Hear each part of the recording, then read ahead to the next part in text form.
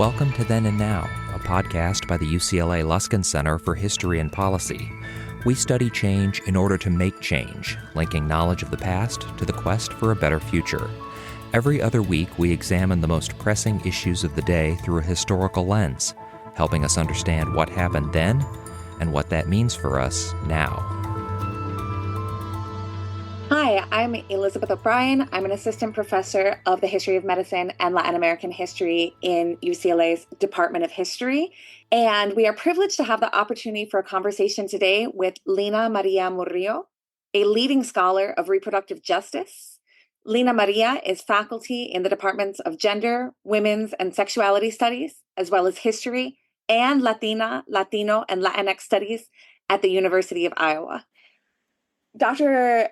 Maria Murillo's first book is entitled Fighting for Control, Power, Reproductive Care, and Race in the U.S.-Mexico Borderlands. And this book chronicles the first birth control clinic in El Paso, Texas, which opened in 1937, and all of the debates surrounding the history of contraception in Texas, including eugenic ideology, Mexican origin women's activism for health services, and the history of Chicana and Mexican American women's reproductive justice activism in Texas.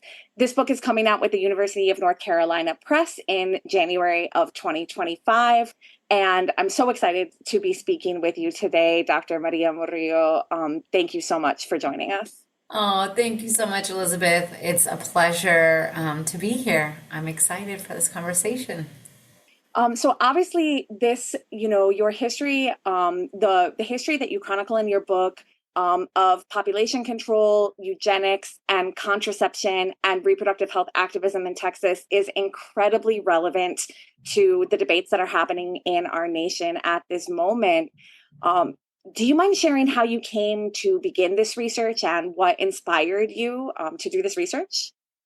I'll just start from the sort of space that I was not necessarily, understanding what the role of a undergraduate history major does after they've gotten a degree in history. Like what, I might just be the fanciest bartender or server in the restaurant, but I was encouraged by some of my mentors at San Francisco State University, where I got my undergrad.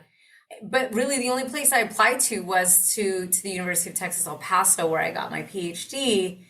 Really, in my sort of focus was always to think about how the work that we do as scholars and the research we do serves a greater purpose for social justice. I mean, very, very openly. That was my intent with continuing my education.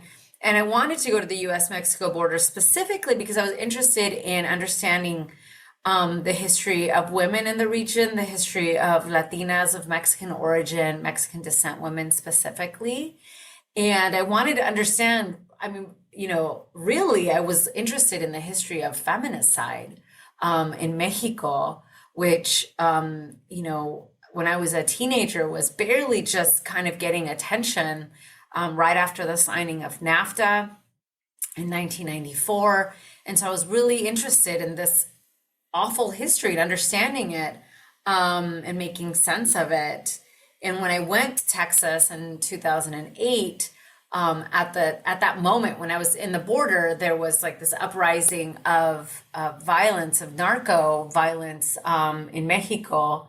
And, a lot of people are like, well, there's no way you can study violence, especially gender-based violence at this particular moment. It's not going to happen. Look at what's going on. And so I was kind of struggling to figure out what kind of work I wanted to do, but still, like I said, oriented towards centering gender and race and violence. And just so happened to be talking to one of the archivists at the University of Texas El Paso at UTEP. And she was like, we've just had a donation of all of the materials from the local Planned Parenthood that had just closed. So in 2009, Planned Parenthood in El Paso closed its doors.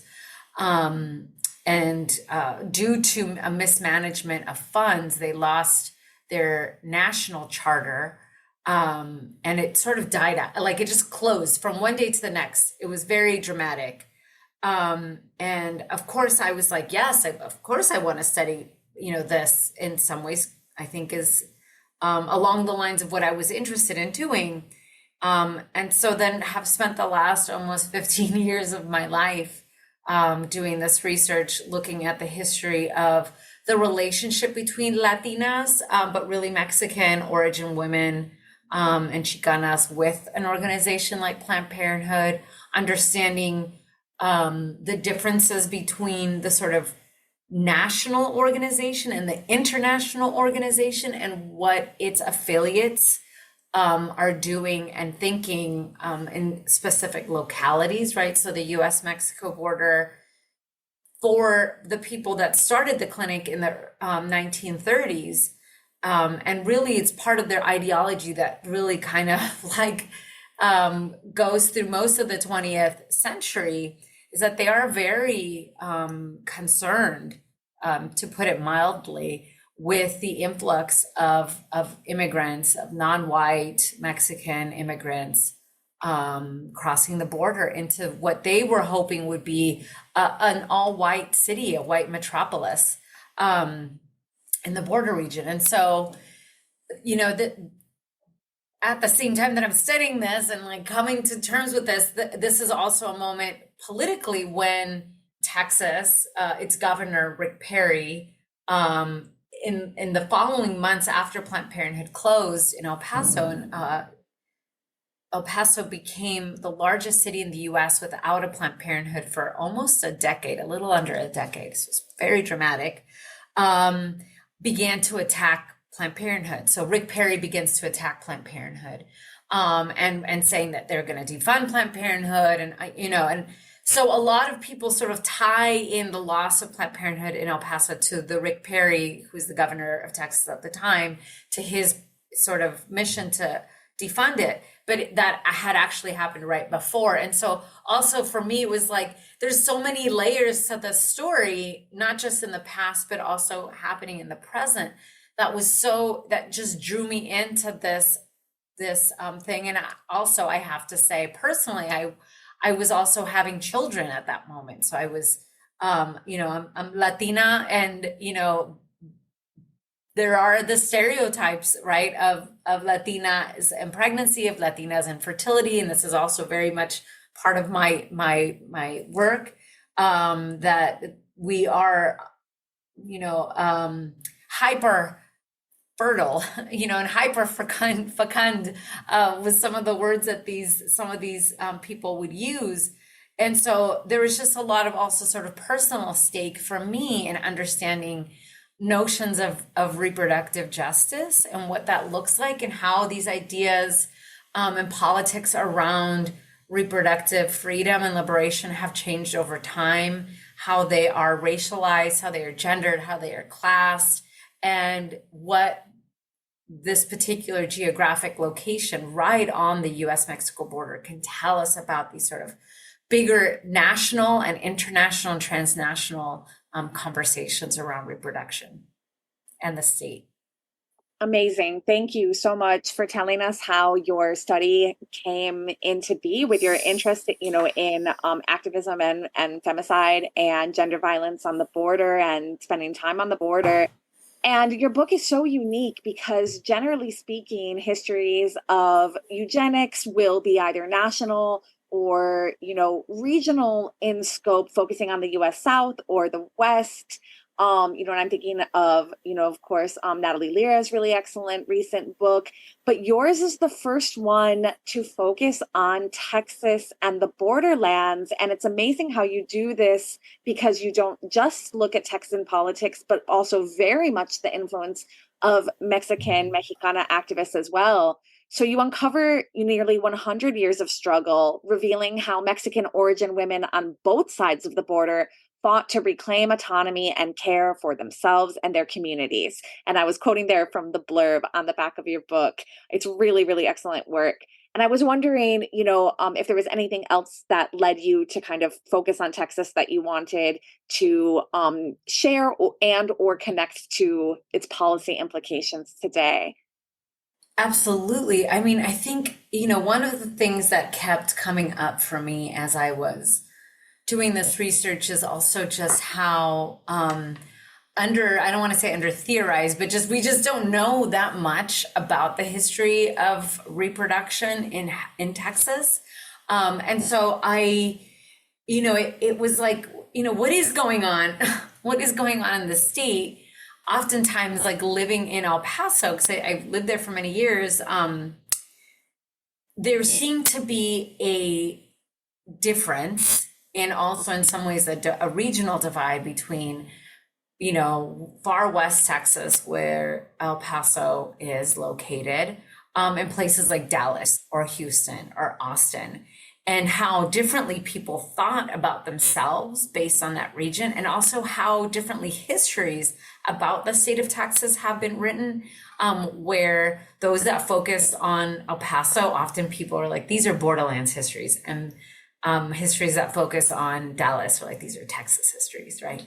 And so I was always just very curious about that. And so there's, I think in my second chapter of my book, I talk about the movement for birth control and how that gets started in Dallas and in Houston, and then begins to slowly move out west. The relationship that people like Margaret Sanger had with the activists in El Paso versus her co-director of that region, Clarence Gamble, also a very well-known population control advocate and eugenicist.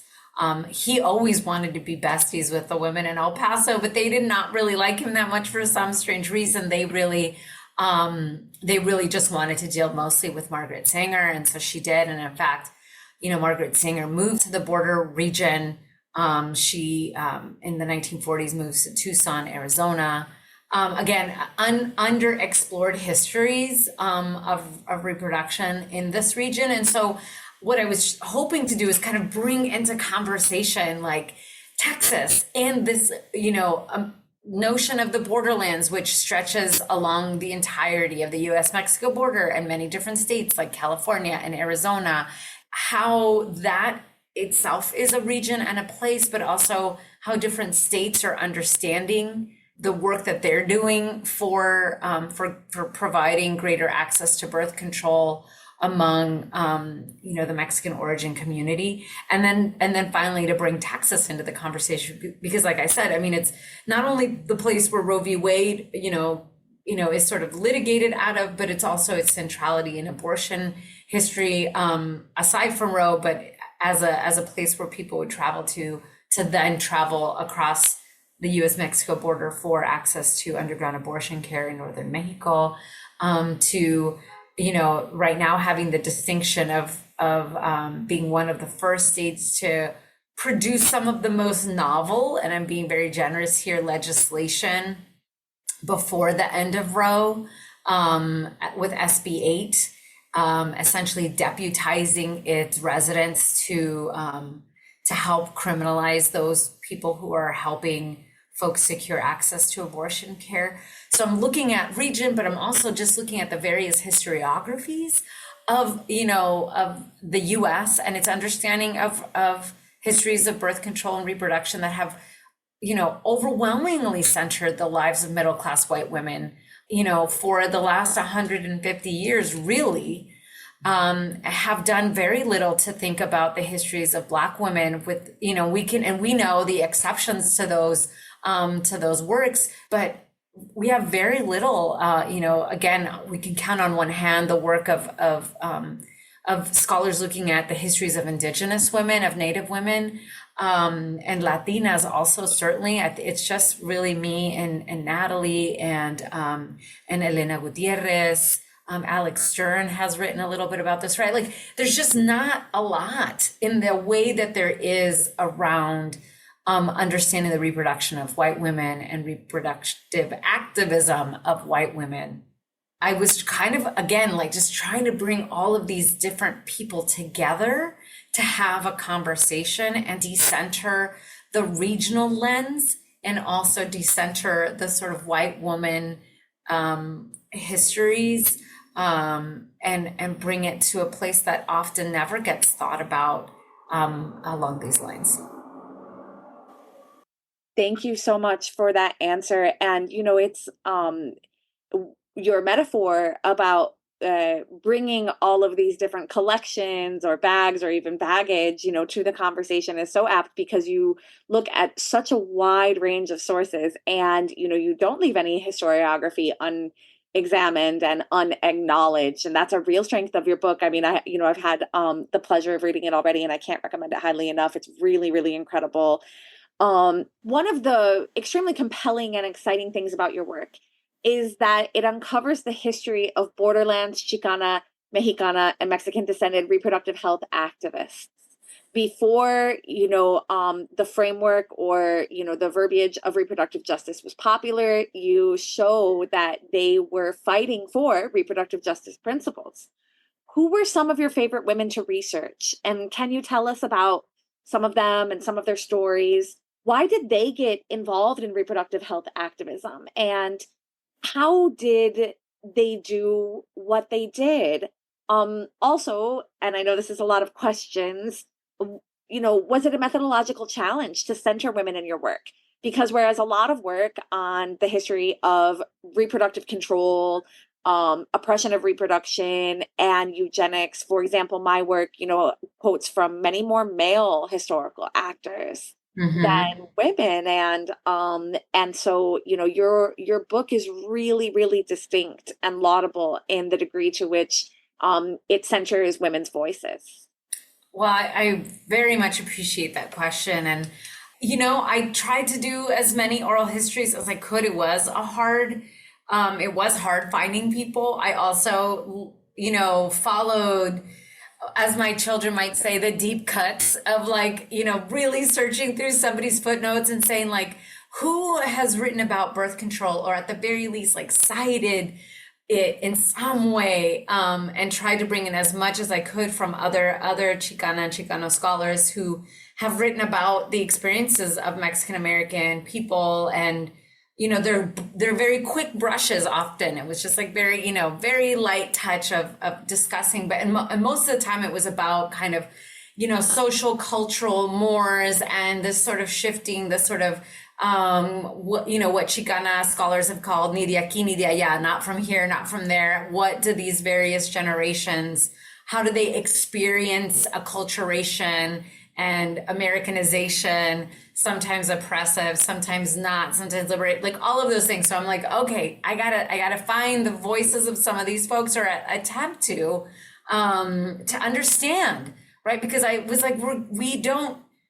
we have such a stereotypical understanding of how Latina reproduction, and by Latinas, right? That they are the consumers and producers of the stereotype that we don't care about reproductive control, we don't care about reproductive autonomy, that we are very guided by religion. And what I actually wanted to show was that it's much more complicated and messier than that. And I knew that was the case because I understood that to be the case for people in my own family, and who, some of them are very deeply religious, but could sort of parse out the difference between religiosity and practicality, right? And that's a thing that we just was underexplored in the literature, even certainly among folks looking at reproduction and birth control, but also among Chicana and Chicano scholarship.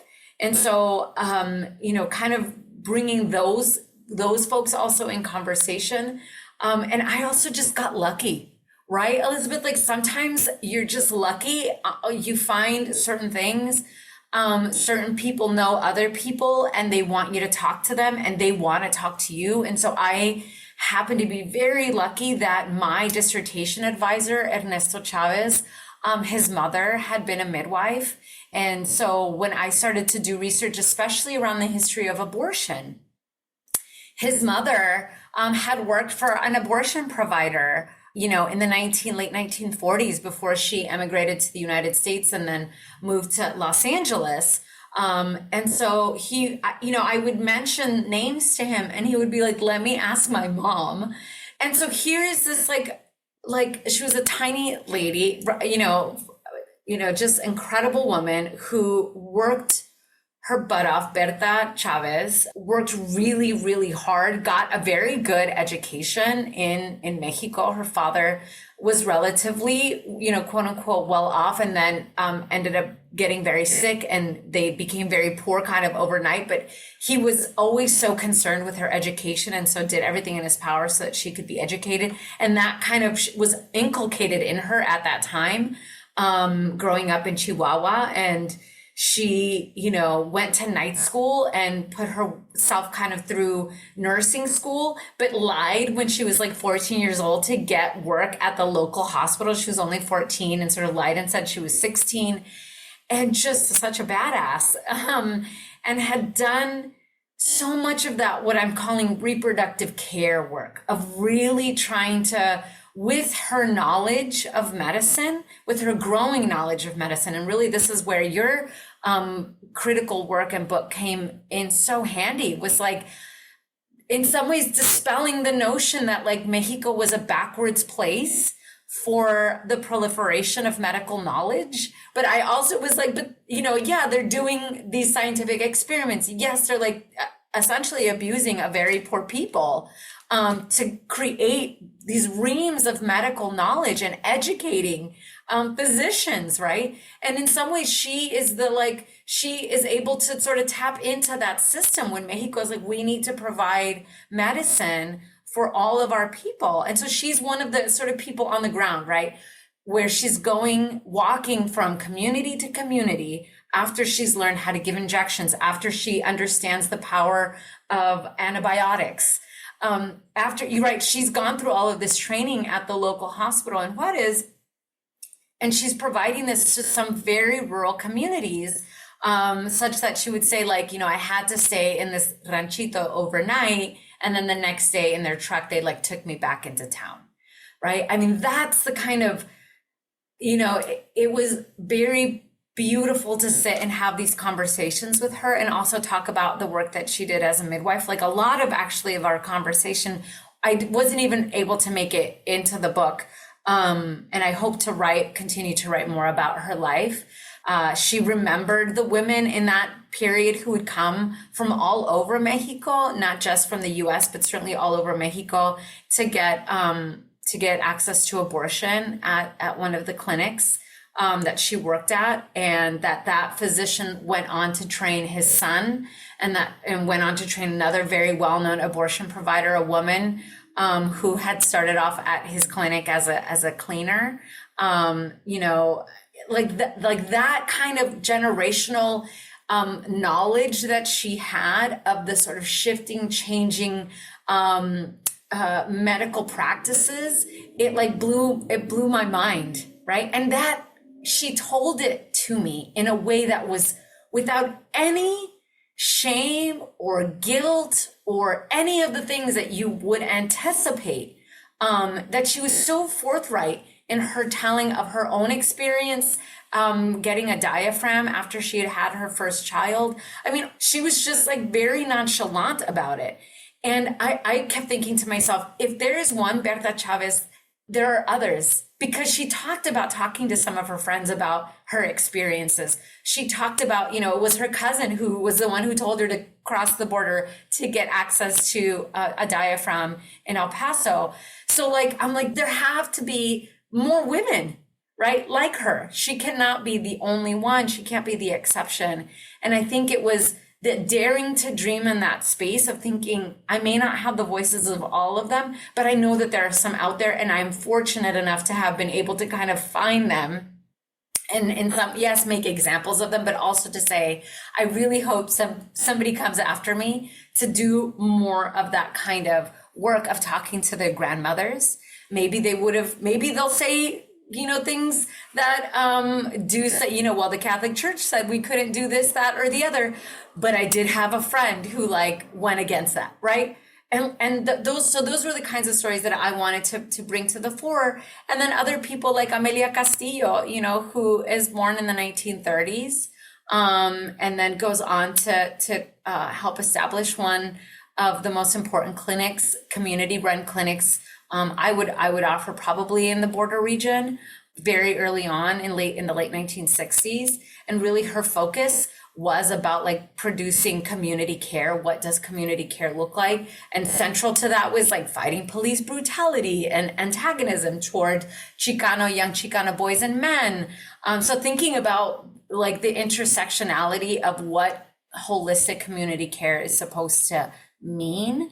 And it wasn't just family planning, right? Because at that point in the late 1960s, the role of family planning as a coercive force was very much part of the lexicon, right? Like this is when you start to get discussions about coercive sterilization, especially in California, but also in the US South, when people start to document the systemic kinds of sterilization campaigns that were going on in places like California and North Carolina, among especially like exclusively directed at communities of color.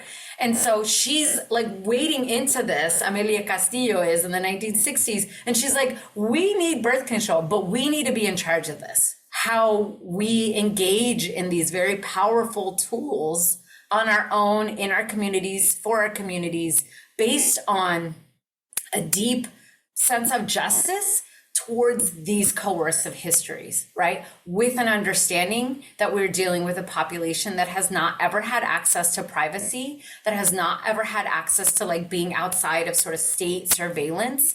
What does it look like, right? For us to do this kind of, provide this kind of medical, but also community care for us, by us. Right. And so those two, I mean, you know, I interviewed lots of other women but they're the ones that really stick out in my mind as just such powerful forces in the movement. It's incredible to hear you talk about your conversations with these women and their, you know, past activism and life's work and community reproductive care. Thank you. Thank you for sharing that.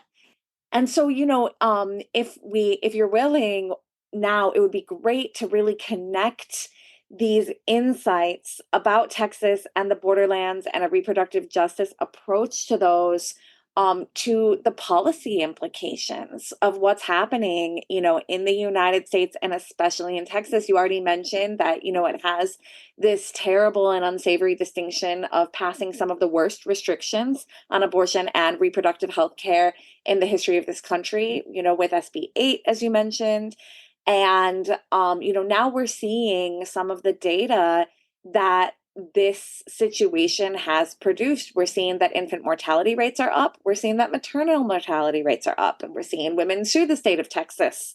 And so, you know, I wondered if you, you know, had kind of a particular perspective on Texas's reproductive restriction, criminalization, oppression, and control in light of your historical work, and what you think that your historical actors who you did these oral histories with and whose writings and about whose activism you've read and studied and written, what would they say about these restrictions now? You know, what would their perspective on this be? Ooh, that's a good question. And I've got so many things running through my head because there's just so many layers to this. I mean, I'll start by being very direct and just saying that one of the things that I find so fascinating about Texas itself as a state, and it's bordering Mexico, is that, you know, Texas comes out of a movement of white nationalism. They essentially secede from Mexico on the grounds that Mexico had ended slavery. And so I think that spirit and that ideology has carried on and carried over into recent years. And I think it's become more so now because of the changing demographics of Texas, right? And so I think that people have used Texas in some ways as a symbol of what does it mean to preserve whiteness? What are the things that we need to do in order to do that? What are the policies that we need to change? So one of the people who helped me kind of understand and conceptualize this longer history was actually Senator Leticia Vandepute from Texas. And she's in the conclusion, she's in the epilogue of my book. And I interviewed her And she was one of the sort of people that remained sort of unnamed during the filibuster, the very famous Wendy Davis filibuster in Texas around abortion. And, it became this big thing because I think Barack Obama was like giving a speech and he said something to the effect of something big is happening in Texas or whatever. And so all cameras went on Wendy Davis, who's a white woman. But really, this was a concerted effort to put together this filibuster. And Leticia Vanderpute, who's a Chicana representative of San Antonio, was one of the people who really spearheaded this defense of abortion. And so talking to her really helped me to understand the politics, the very, more recent politics of Texas. And recently she said to me that she's calling Texas a forced carry state, where you're forced to carry. She's like, I know we talk about that with guns, but she's like, this is a mandatory carry state, excuse me, is what the actual phrase she used, mandatory carry, for people being forced to birth. But, she agreed in some ways with my conclusions that it has a lot to do with the changing demographics of the state of Texas and using Texas as like both a symbol and a place to experiment. What happens when we pass some of these restrictive laws? And what we know, as you were saying, Elizabeth, right, is that the people that are going to die, the people who are going to experience the most detrimental health effects are poor people and people of color, right? So if we are looking at the data that you were just talking about and begin to skew for things like race and social class, what we're going to find is that the majority of these people are people of color and they're poor. And that's just fine and dandy from the perspective of the white settlers that want to retain Texas as a white ethno-state. And so I think that like those connections on the one hand are interesting and enlightening in the very abstract way that, scholars often do. It becomes very different when you begin to see how activists are organizing on the ground. And one of the things that we've been seeing, although a lot of these organizations have had to go in some ways kind of underground, but they're still working, is that there are a lot of grassroots organizations in Texas that are headed by Latinas, right, and headed by Chicanas specifically, who are doing this very arduous, difficult work of providing access to healthcare to folks. And by that, I mean reproductive healthcare, including access to abortion, helping folks cross borders. In fact, I was just emailing with a journalist who I met that long ago, who works for Ms. Magazine, and she just sent a bunch of articles about Texas and looking at the current Attorney General, Ken Paxton, who has been at the forefront, right? Like, here's where we got to get into the nitty gritty of who are some of these politicians who are doing these things. But Ken Paxton, who has been at the forefront, because he's worked under several different governors, but who's been at the forefront of reproductive oppression in Texas. And just recently, he said that he wants to begin to surveil people who leave the state of Texas for abortion care. And so he wants access to the medical records. I mean, it sounds dystopian, but we have so many ways to track us now, right? Our phones do it all the time. Google, some of us do it willingly, where we're like, I would like to be part of this plan where my children and my spouse and other people know where I am all the time, right? It's become ubiquitous in our society to allow corporations, certainly, but also the government to see and, to have access to where we are.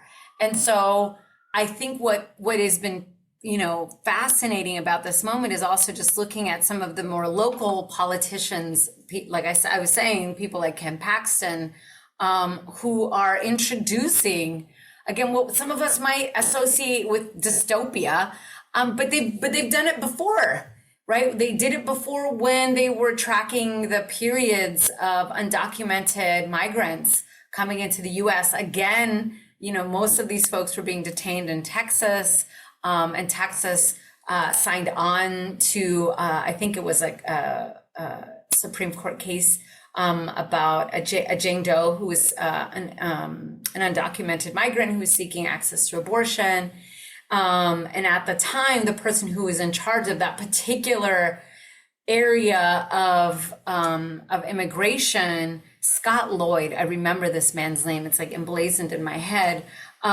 He was the one who was putting it, suggesting that they develop a sort of a system to track the periods of undocumented people as they were crossing the US-Mexico border. So, there are longer histories, because of course eugenicists did these things also, right? So there's a way that the collection of data and surveillance, long histories of this in the US, long histories of connections between the US and Mexico, working in concert to do some of this work. And so that to me has in some ways shown the sort of cyclical nature of these attacks against our access to reproductive care, the fact that these ideas are not necessarily new, that folks are in some ways digging deep into sort of already, things that have happened in the past. And so it's, again, Texas just becomes this really incredible place to see it all horrifically sort of coming to the fore and coming together. It's really incredible that, you were able to speak with politicians and connect this to your long, century of history over population control in all of the meanings of the word, right? I really enjoy how you've just connected eugenics, so the prevention of some births, with forced birth, and the obligation of reproduction under other circumstances. And of course, these things can't be separated from the economic, political, and gender politics in which they take place. So, this has been really illuminating, really incredible. As we wrap up, I'd just like to give you the very last word if you want to say anything else about, reproductive justice and why it is so important for understanding this history and connecting it to the present. And again, I'll just, really recommend to anyone who's listening that you read Lina-Maria Murillo's Fighting for Control, out in January with UNC Press, which is a reproductive justice approach to the history of contraception and eugenics and birth control in Texas. Thank you, Elizabeth. I'll just say, so we are recording this before the presidential election of 2024. And that is very much present on my mind. I think, I've been thinking a lot about voting and that really is in many measures just the floor, like the very basic thing that we can do to protect what little rights we have left. But I understand that there's so much. I mean, I do think about reproductive justice and what is going on right now in Palestine and Israel. I do think about reproductive justice at the intersections of ballooning military budgets and loss of just basic healthcare in the US, and the fact that people not only have to travel for abortion care, but like to get, basic medication, right? I often tell journalists when they send me messages about, is it true that people are like traveling to Mexico for abortion medication? I'm like, they've been traveling to Mexico for insulin. Like we've been traveling for, for dental care, for vision. I mean, we have to leave our country all the time. And our immigration, our migration for care is often seen as so moral and so respectable.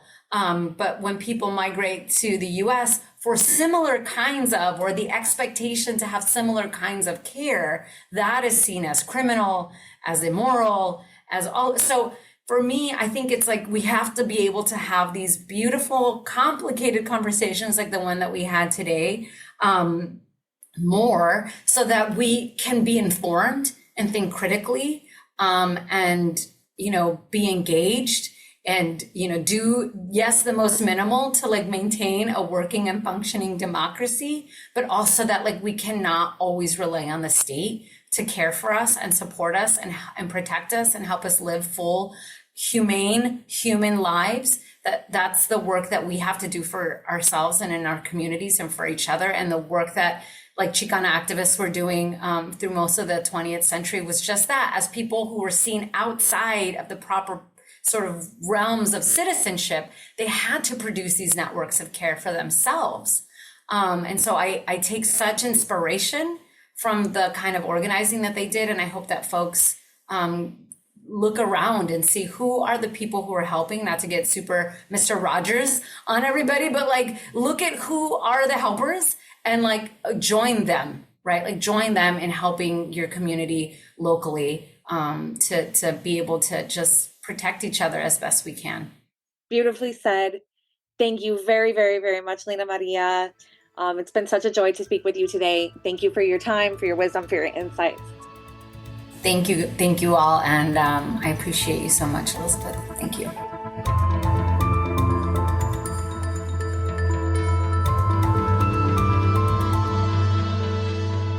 Thank you for listening to Then and Now, a podcast by the UCLA Luskin Center for History and Policy. You can learn more about our work or share your thoughts with us at our website, luskincenter.history.ucla.edu. Our show is produced by David Myers and Rosalind Campbell, with original music by Daniel Reichman. Special thanks to the UCLA History Department for its support, and thanks to you for listening.